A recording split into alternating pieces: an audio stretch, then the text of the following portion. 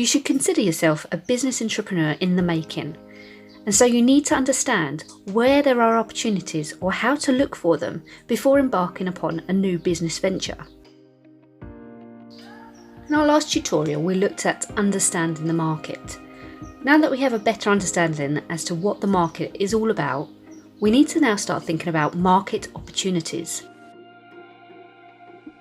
As a quick recap, it's important to consider particular themes when looking for market opportunities.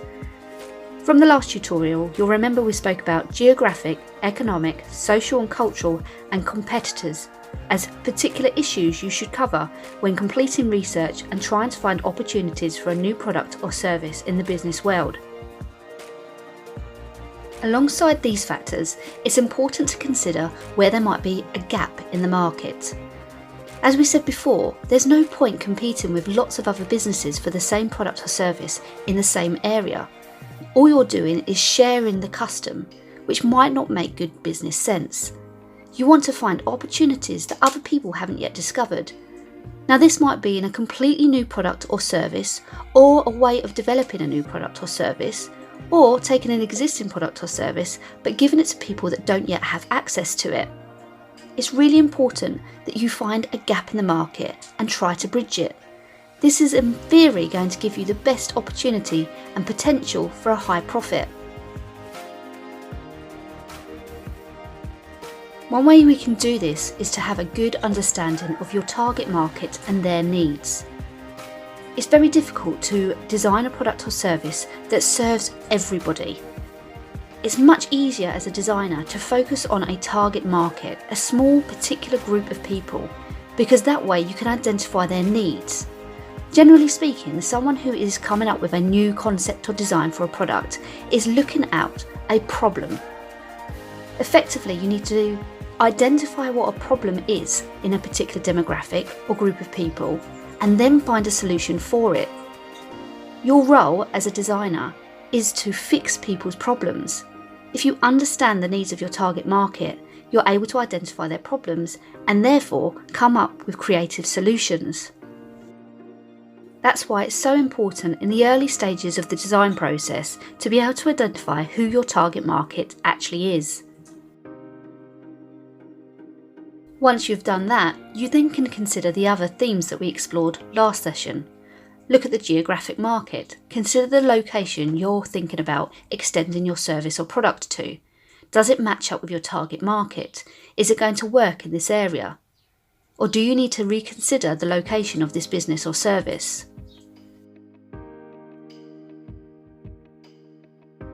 Then you need to consider the social and cultural aspects. Consider the social cultural views of the people you're trying to sell to. Again, does it match up with what it is you're trying to offer?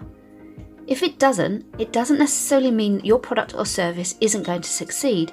It may just need to be geared towards a different group of people or a different geographic area. And finally, you need to consider the competition. Who are your competitors? Can you really compete with them? Or do you need to seek out alternatives? Have you ever heard the saying, there's no point in reinventing the wheel?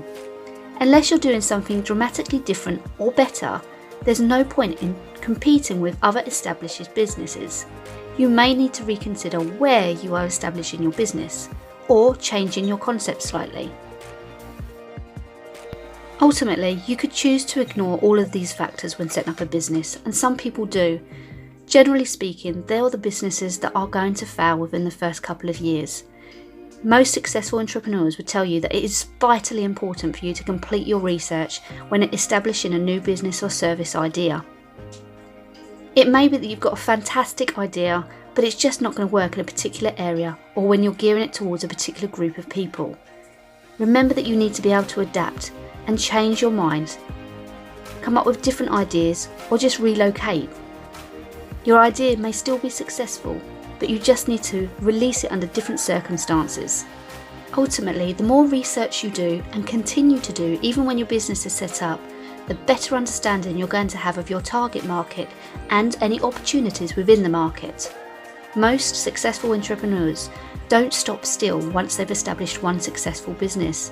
They'll continually be reassessing and evaluating, looking and watching what's happening within the target market. The market is continually changing, as does the economy and the demographic maybe, so it's important to keep tabs on this to be able to seek out further opportunities for business ideas.